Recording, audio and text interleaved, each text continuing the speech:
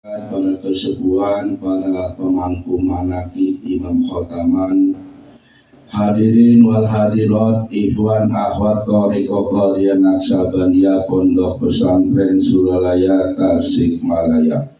Pertama-tama marilah kita panjatkan rasa syukur kita kehadirat Allah Subhanahu wa taala atas rahmat dan nikmatnya pada malam hari ini kita masih bisa menjalankan amalia. Sholawat berkah salam teriring tercurahkan kepada junjungan kita, Nabi besar kita, Nabi Muhammad Sallallahu Alaihi Wasallam, beserta keluarganya, sahabat-sahabatnya, dan para wali Allah, khususnya kepada guru musik kita, Syekh Haji Ahmad Shahibul Wafa Tajul Arifin. Dan semoga kita semua yang hadir di sini mendapatkan syafaat kanjeng Nabi Muhammad SAW dan tercatat muridnya Syekh Haji Ahmad Shahibul Wafa Tajul Arifin. Amin amin ya rabbal alamin. Hadirin wal hadirat, ikhwan akhwat yang saya hormati, zikir perintah Allah, hakikat zikir hukumnya wajib bagi pengamal thariqah Qadhiyah Naqsabandiyah. Dulu Pak Punten, sebelum kita mengamalkan thariqah ini, zikir itu pemahaman kita sunnah. Karena kan di fikih nggak ada Pak zikir itu wajib. Setelah kita mengambil talqin zikir, baik zikir, baru di situ bisa paham bahwa zikir itu wajib. Maka setelah kita mengambil bayat zikir, wajib Pak diamalin. Tidak boleh tidak, minimal 165 setiap waktu, mingguannya khotaman, bulanannya manaqib. Lebih banyak zikiran lebih bagus, lebih banyak khotamnya tiap malam lebih bagus, tiap malam manaqibnya pun lebih bagus. Kalau banyak tidak ada batasannya, cuman itulah kedermawan kasih sayang guru musik kita, minimal satu sekali. Itu kasih sayang Pak. Coba kalau diwajibkan kita 1000, waduh. Zikir Pak, apapun ibadah kita, ibadah sosial, ibadah hablum minan nas, ibadah hablum minallah, kalau nggak ada zikirnya nggak bisa. Amalan apapun, aurat apapun, mau hijab, mau apapun, ketika tidak ada zikir tidak akan berhasil Pak. Ternyata itulah hebatnya kalimat thayyibah. Contoh, seandainya orang mau puasa, aurat, hijab ini, hijab nasor, hijab bahar, menurut pandangan orang dia berhasil Pak. Menurut pandangan orang berhasil, menurut pandangan orang itu sukses dan bahagia Pak. Tapi dia sukses bahagia itu izin Allah Pak. Makanya contoh, orang yang gak ibadah pun sukses dan bahagia, berarti semua izin Allah, itu rahmannya Allah. Ada orang yang kerjaannya bawa anak orang, bawa istri orang, maksudnya tukang ojek Pak, jangan salah paham. Tapi dia walaupun pas-pasan, dia itu izin Allah. Pertanyaannya Pak, sukses itu ridha Allah bukan? Makanya harus kita kejar izinnya Allah dan ridhonya Allah. Walaupun kerjanya tukang ojek Pak, bawa istri orang, kalau udah dapat ridho dari Allah, dia akan menemukan ketenangan dalam hatinya. Tapi kalau dia belum mendapatkan ridho Allah, walaupun mobilnya mewah, duitnya banyak, dia tidak akan menemukan ketenangan di dalam kolbu. Kurang terus. Wah, ternyata itu yang bisa mengangkat apapun aurat kita, amalan kita ini, dengan kalimat la ilaha illallah. Abdulul qurubat wa awsil wasail, zikir kedekatan yang paling dekat dari seluruh yang kedekatan, zikir. Apalah Abdulul Qurbat yang bisa menyampaikan usulnya sampai kepada Allah dengan kalimat zikir, kalimat la ilaha illallah. Yuk kita perhatikan, Pak. Kalau kita belum punya ilmu toreko, Pak, maaf, masih banyak hijab. Nanti kita meninggal di alam kubur itu masih banyak pertanyaan, Pak. Contoh, praktekan kita memberikan sodako atau memberikan makanan. Taruhlah Jumat berkah, kita memberikan setiap hari Jumat. Kalau tidak kolbu kita di dalam diri kita hanya tidak ada kalimat la ilallah, masih ada hijab, Pak. Ditimbang kasarnya sama malaikat, banyak ridhonya, ikhlasnya, banyak pengen kelihatan orangnya, wujudnya. Tapi ternyata setelah kita punya amal, ilahi anta maksudi Allah tak apa tidak terangkat dengan kalau langsung, Pak, nggak ada dipertanyakan lagi ke malaikat. Pak Anwar siapa yang nggak ditanya kebaikan, pas langsung dilihat apa gurunya siapa, Pak Nasma, apa, ayo digolongkan itu, Pak, ternyata. Tapi ingat, tidak boleh meninggalkan syariat. Tapi saya seribu yakin murid Abah tidak ada yang meninggalkan syariat. Kenapa?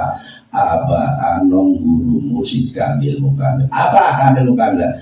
Beliau luar biasa, Pak. Di toreko lain ketika mau ngambil bait kaji banyak persyaratannya. Harus mahir dibikinnya dulu, ditabinau semua, kata Ustaz Doni atau Pak Risma, harus menguasai 12 ban, semua baru, Pak. Tapi di fase Abah tanpa syarat semua ditalib. Itulah makom kedudukan guru kita, Pak. Makanya punten saya selalu mengingatkan, inilah fungsi LD, Pak. LD3 lembaga dakwah toriko, dan ternyata untuk mengkaper murid-muridnya Abah. Contoh, andai kata Pak Muhid Ustaz Saroni punya nama Majlis Bani Ikhwan, ketika dia manakib, ini majlisnya Ustaz Saroni, padahal bukan hakikat manakib. Manakibnya majlisnya Guru Agung. Kalau itu majlisnya Pak Muhid, majlis Ustaz Saroni, berarti jamaahnya jamaah Pak Muhid, jamaahnya jamaah Ustaz Saroni. Nanti Ustaz Saroni banyak makoli nantinya bisa ngomong apa semua. Kenapa? Putus dengan guru, Pak. Kalau nama majlis itu nama syariat aja, Pak. Hakikatnya punya guru. Makanya sudah jelas, ilahi yashadu kalimatul thayyibah wa amal soleh yarbau. Ilahi yashadu kepadanya, kepada Allah. Apa yang kepada Allah berarti sampai, apa yang sampai? Kalimat thayyibah, kalimat la ilaha wa amal soleh yarbau, dan amal soleh yang lainnya pun terbawa. Itu Pak, ternyata mau cari apa lagi, Ustaz? Sebenarnya kadang cuman kita ini di fase kita ketika kita mengamalkan ini, Pak, jalan menuju Allah ini sudah jelas, Pak. Untuk kita bisa sampai yang ke Allah dengan kalimat la ilaha, ini sudah diberikan ilmunya. Tinggal kita olah diri kita, perbaiki diri kita, introspeksi diri kita, muhasabah diri kita. Zikir kita sudah disampai di mana? Hawa kita, nafsu kita masih nafsu banyak, hawa emosi apa man kontrol. Itu fungsinya zikir. Sesuai tadi mankobat Tuhan sebelum kau dijalani, ketika dia habis sholat perjalanan, ada yang memberikan uang untuk memberi roti. Ketika dimakan, datanglah surat, ternyata ada keterangan surat itu yang datang itu Nabi Allah hidup. Setelah dibaca, orang kurang lebih kalau sudah dibaca, orang yang sudah diberikan kepada adanya orang yang lemah, yang selalu mengikuti nafsu. Akhirnya Tuan sebelum Jilani makanan itu di stop, dia langsung ambil air wudhu, sholat subuh 2 rakaat langsung pada Allah. Ternyata ini pertolongan dari Allah, bantuan dari Allah semuanya. Dia di situ nangis pas sedih. Kalau kita beda, ketika kita dikasih kelebihan, wadah ngomong gini itu Pak. Beda sedikit. Kalau Tuhan Jilani dikasih kelebihan, dikasih pertolongan sama Allah, langsung nangis mengadu kepada Allah. Kalau kita mah dikasih kelebihan gagah. Aing teh ikhwan selilah cen. Nah, waskar dia kalau mau di Lampung nggak pernah putus saya nggak jadi pengamat. Jadi ternyata hawa ini yang datang ke kita ini itu. Makanya di sini diminta ada apa? Ternyata orang khusyuk itu bisa orang khusyuk tapi munafik. Orang khusyuk tapi munafik, Pak. Orang munafik tapi bisa khusyuk. Pakaiannya, penampilnya kayak abuya, pakai udeng-udeng, pakai ini, cara ibadahnya syariatnya pun dibuasi, bacaannya pun menurut fikih semua rukun benar, tapi hatinya tidak tahu. Itu Pak yang disebut munafik. Itu yang disebut munafik Pak. Ta'awadu billahi min husnul nifaq wa ma husnul nifaq ya Rasulullah. Husul badani nifaqun qalbi. Waman aksara dikrullah faqad bari'al minan nifaq. Ta'awadu pada kata Kanjeng Rasul, berlindunglah kalian semua. Berarti kita semua Pak, yang kita ini bukan untuk sendiri-sendiri. Berlindunglah semua bila kepada Allah min khusu'in nifaq, dari khusyuknya munafik. Sahabat bertanya, di mana ya Rasulullah orang khusyuk tapi munafik? Rasul menjawab, khusyukul badani nifaqun qalbi. Badannya khusyuk, raganya khusyuk, penampilannya bagus, bacaannya pun benar, syariatnya sudah benar, sudah bagus, tapi qalbunya tidak ke Allah. Itu ternyata dari luar khusyuk, tapi qalbunya, hatinya terpecah bukan ke Allah. Berarti munafik jelas. Apa solusinya? Man aksara dikrullah faqad bari'al minan nifaq. Siapa yang banyak zikirnya, Pak, di sini di ayat ini jelas. Wa man aksara dikrullah. Barang siapa yang banyak zikirnya, Pak, bukan banyak sholatnya, bukan banyak puasa, banyak zikirnya, maka waman aksafaqat bari'al minan nifaq, maka dia akan terbebas dari kemunafikan. Itu ternyata dengan kalimat la ilaha akan terbebas, Pak.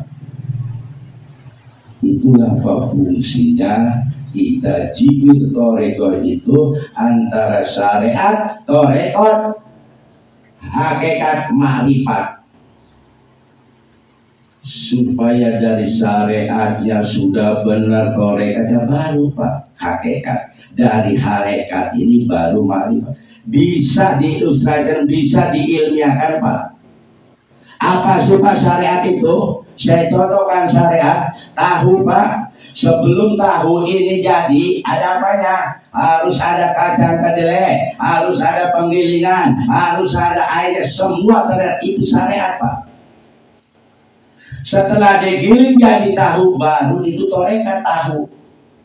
Setelah dimakan tahu, belum tahunya jauh, udah saya makan. Setelah makan tahu ini, baru rasa. Itulah hakikat. Apa marifatnya? Ketika lihat tahu, bukan lihat tahunya, siapa tahu yang punya? Tidak, itu marifat tuh Pak sebenarnya. Jadi tinggal kita olah terus rasa kita. Jadi alam kan ada 4, benar ya? Malakut, bukan Jabar dulu, ya kan? Mentang-mentang dari Cikupa Jabar mau Jabar terus aja. Lahut Jabarut Malakut Mulki Malakut Jabarut Lahut. Jadi Pak Nur mau tadi emang udah ke Jabarut mungkin dia lewat Cikupa kan ke Jabarut jadi. Pak, mulki Pak ternyata manusia muda apa syariat.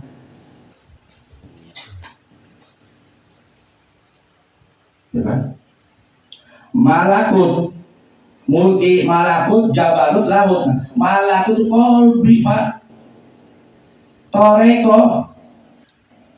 Jabarut itu rasa. Kalau sudah alam sampai ke alam lahut itu baru makrifat. Yuk kita praktekkan ketika kita sholat Pak. Sholat semua ada rukun sah sholat, semua tertata baik, semua ada, itu sholat syariat. Ketika kita sudah sholat syariat harus ada torekatnya. Apa torekatnya? Akimi sholat kali dikri, dirikan sholat untuk apa kalbunya ingat. Setelah ingat kalbunya main terus apa? Rasa kita pas sholat ini bersama Allah atau dilihat Allah atau minimal kita diawasi guru Pak. Setelah kita bersama udah Pak, nikmat sholatnya apa? Kita sudah bersama Allah sholatnya udah. Untuk menuju ini apa Pak? Ya ini amalannya. Zikir, khotaman, manakib. Terus sholat. Nanti dengan sendirinya Pak. Kadang-kadang di pas orang kelas kita pada jenuhnya zikir, khotaman, manakib. Cuman amalan-amalannya begitu, manakib. Ada kesal Pak. Tuh hawa datang. Itu Pak, hawa itu untuk menurunkan kita harus dilawan. Iya amalnya begini, sholat juga begitu-begitu baca, boleh lagi itu baca, harus mau gimana lagi Pak? Buatkan terus Pak.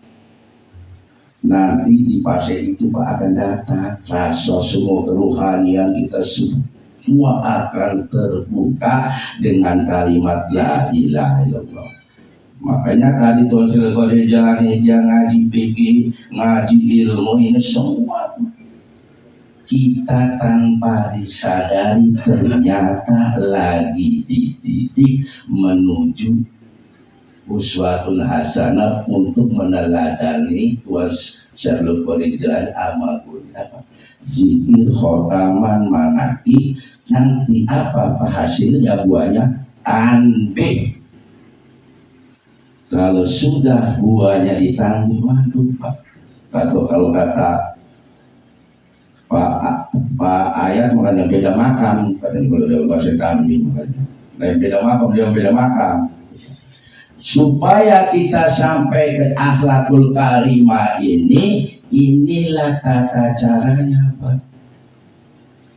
Kejar ilmu syariatnya, kejar ilmu fikihnya, kejar terus amalia. Udah itu aja.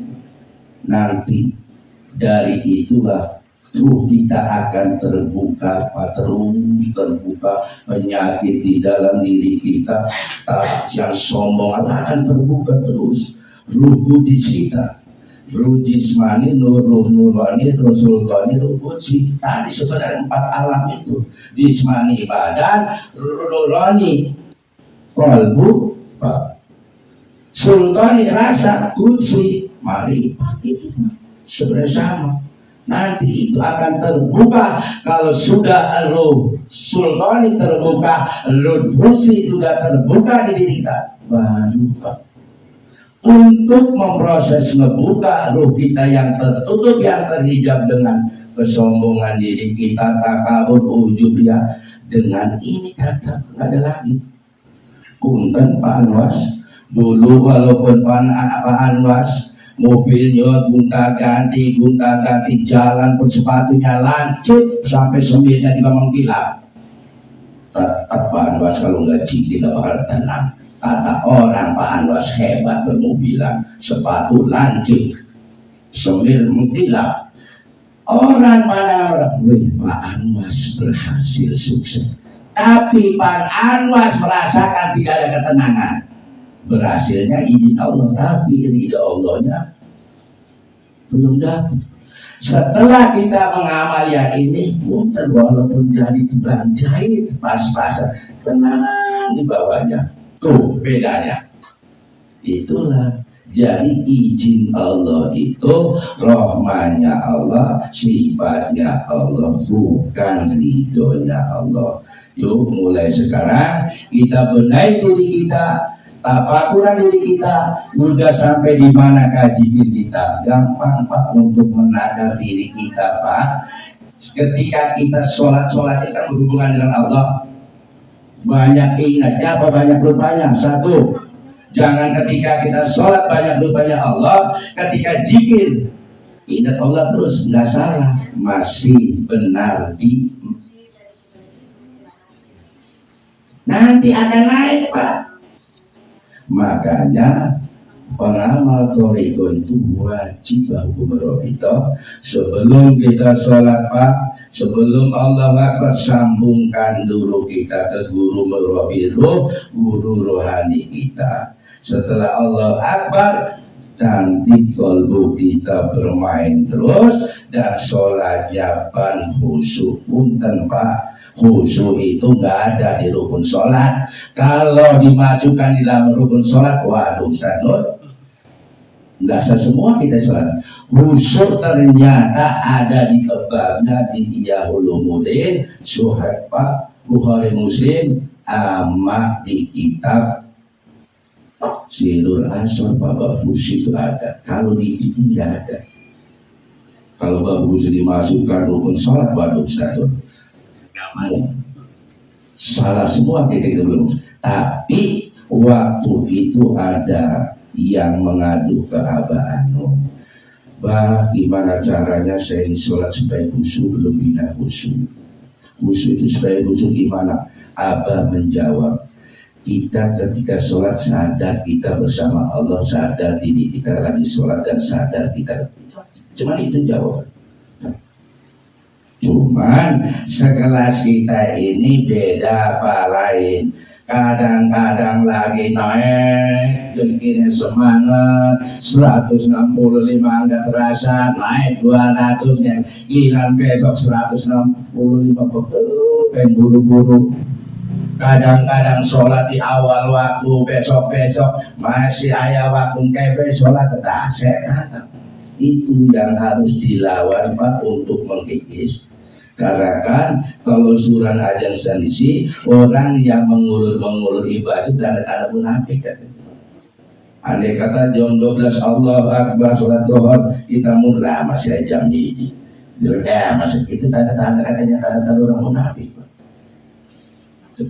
Untuk mengikis semua itu sudah dikasih ilmunya, tata caranya tinggal kita amalin. Setelah mengamalkan amal ya jibir khotamana di tahunannya, jara para wali Allah ditompang dengan sholat-sholat sunnahnya, terus Pak akan menaik Pak. Cuma kadang-kadang kita mah ya punten emang bener masih di kelasnya, cuman sudah mengatur Allah dulu. Enak Ustaz Saroni mah Ustaz siangnya nggak kerja, mau malu sholat ya. Saya jam 7 harus masuk kerja, kerja tuh. Kan sudah ngedului Allah Pak. Padahal kita itu makhluk Allah, kekuatannya dan apa udah nyerah dulu. Berarti apa? Tingkatkan zikir kitanya. Udah ku elek, ku nafsu, ku akal lagi, besok kerja. Yang menguatkan diri kita hidup pun dari Allah. Kenapa nggak dikesanakan rasa kita? Tuh hebatnya setan masuk. Wih besok mau ngirim tahu kata udahlah. Tidak salah, benar di kelas. Secara syariat pun nggak salah. Usaha juga kerja sama ibadah. Itu untuk menurunkan, udah 3 tangga turun lagi ke 1 kan naik lagi dan nyampe itu. Supaya kita paham, gantungkan, kuatkan kita ke guru mursyid, karena yang bisa menghantarkan kita usul sampai kepada Allah lewat guru dengan amanah ini. Kalau kita sudah pasnya repot, mau nyari apa lagi hidup ini punten. Duduk manis kasar menurut.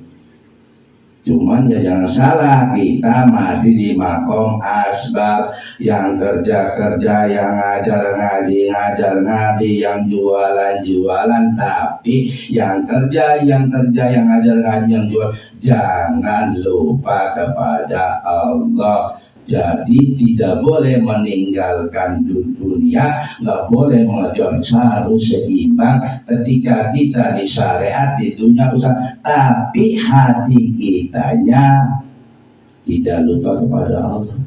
Bukan berarti tarekat harus meninggalkan dunia.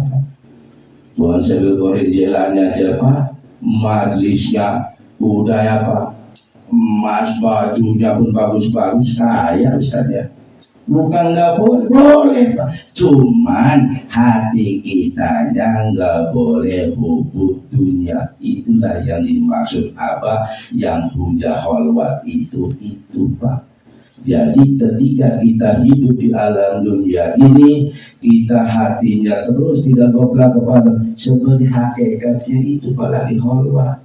Kolbu kita itu terus lupa diingatkan, putus sambung terus Pak. Setelah itu baru Pak, kalau sudah syariatnya benar, tarekatnya benar, hakikatnya udah Pak, enak kesananya. Udah baru itu Pak disebut makom Pak, wilayah. Cuman kita mau walaupun di makom asbab, alhamdulillah kita sudah ada yang bertanggung jawab, walaupun ada di belakang sudah ada di baris. Ketika kita mau berpisah dengan raga kita tidak akan disia-siakan. Guru musik kita akan hadir menjaga kita apa? Supaya matinya jangan kubur Pak. Ketika kita ke alam kubur, ke alam barzakh di sana, sudah dilihat pengaruh hijab lagi. Manroh bukan ditanya lagi Pak Mas. Manroh bukan ada. Udah ada kalimat thayyibah, udah ada kalimat la ilaha illallah. Yang dilihat siapanya? Sana dulu ya, dari awal nyambung rantai turun ke Tuhan. Itu ternyata. Tapi kalau kita belum belajar torekatnya, ibadahnya Pak, ketika kita di alam kubur masih dilihat ibadahnya Pak. Ini orang sholat ibadah tapi mulutnya doang, kolbunya gak pernah ingat, ditimbang Pak. Makanya udah ada jaminnya Pak, ketika kita mengucapkan kalimat la ilaha dengan ikhlas dengan muslim, dijamin masuk surga itu Pak. Jangan mentang-mentang kita udah dapat kunci surga, harus bawa kuncinya lah, untuk ngamalkan amalia kumahan. Walaupun ada yang bertanggung jawab, udahlah nggak mau bertanggung jawab apa, gagal sih ya, tanggung jawab apa, aduh kadang-kadang. Jangan membebankan guru Pak. Ketika kita amalia, kita guru itu bertanggung jawabnya berat Pak. Harus kita ketika diri kita nggak benar Pak, amalia kita abah yang menanggung. Gimana? Makanya Tuhan Syekh Qorib Jilani ketika diberikan pertolongan, beliau nangis Pak. Kita Pak masih salah, abah yang berusaha. Kenapa diri kita nggak mau berputar kembali amali sesuai mahabbah ke guru? Itulah Pak, untuk menggigis hawa-hawa ini dengan kalimat la ilaha illallah Pak. Mudah-mudahan ketika roh kita dengan raga kita dengan jasad tidak berpisah, kita bukan diduduk, bukan dicabut, tapi dijemput. Makanya kekasih Allah Pak, beliau meninggal itu beda Pak. Dia menanti meninggal dunia itu menanti. Kalau kita pun masih takut benar ya. Wali-wali Allah kenapa? Itu dengan cara itu bisa ketemu kekasih Allah Pak. Dengan pindahnya alam itu.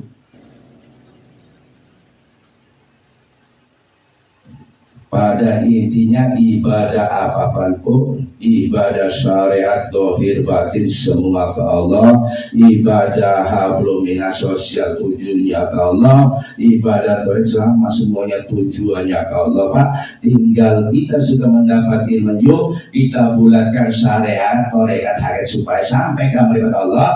Kita kuatkan, tingkatkan amalia kita terus. Sholat sunnah-sunnahnya itu Pak, tahajud malamnya semua terus kita tingkatkan supaya menyampai ke hakikat, sampai ke marifat. Dan marifat pun tadi Pak terbagi lagi ada 4, marifat asma, af'al, sifat, zat.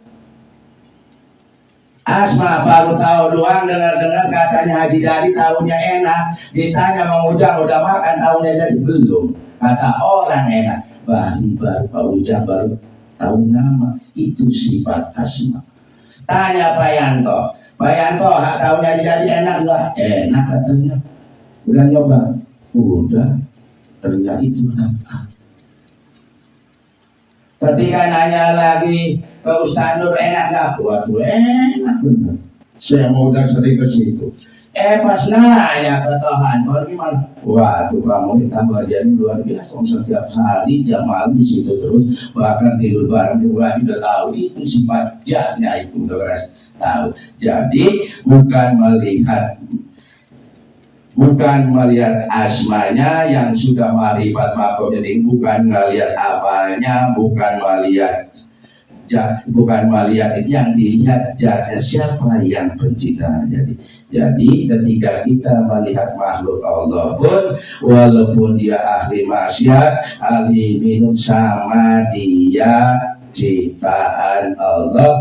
Jangan dilihat tingkah lakunya, jangan dilihat keburukannya, lihat yang menciptakan siapa, Allah. Sentuhlah dia dengan kasih sayang, jangan disentuh dengan keilmuan. Di akhir zaman masa kita kalau disentuhan dengan keilmuan palari. Coba anak disuruh siap salat, doa siap salat, terima kabur puasa itu. Coba kalau disentuh dengan kasih sayang, ada anak sholat panggil diobrol kasih mah, terus lama-lama dia akan tersentuh Pak. Baru bauan itulah Pak. Makanya dari amalia kita zikir khotam anak ini tujuannya supaya kita bisa akhlakul karimah tanbih itu Pak.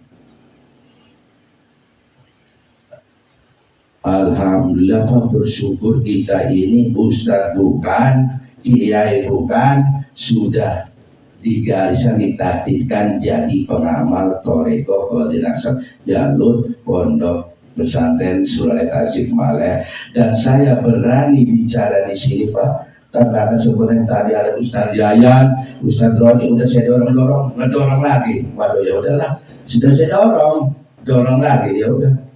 Kenapa? Saya berani Pak, karena kan di sini hakikatnya Pak Toler ini murid Abah semua. Walaupun saya bicara di sini, belum tentu saya paling baik. Tahunya Pak saya yang paling goblok, saya yang paling bodoh. Berhubung ini majelisnya Guru Agung, kita semua murid, walaupun salah namanya murid Bapak. Ya ampuni, coba kalau bukan murid ditanya guru salah, siapa yang urutan? Ujung-ujungnya makoli tadi bisa bicara sama semut. Kurang lebihnya mohon maaf bila ada kata-kata yang salah atau penyampaian salah itu datangnya dari kebodohan. Wabillahi taufiq wal hidayah. Wassalamualaikum warahmatullahi wabarakatuh. Allahumma sholli ala nabiyil hasyim Muhammadin wa ala alihi wa sallim taslima.